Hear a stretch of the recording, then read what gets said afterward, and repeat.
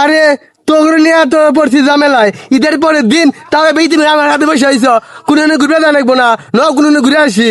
ওস্তাদ কথা তো ঠিকই কইছেন, তা যাবেন কোনে? কোনে আর যামু, বেশি দূর গেলে তো বেশি টাকা দিতে পারবি না। এই কুয়াকাটা যামু, অল্প টাকা হবো, দে টাকা দে। টাকা ভাই কর আমার হাতে দে। সব মিলে তাহলে এই 250 টাকা হইলো, চল ঘুরে আসি।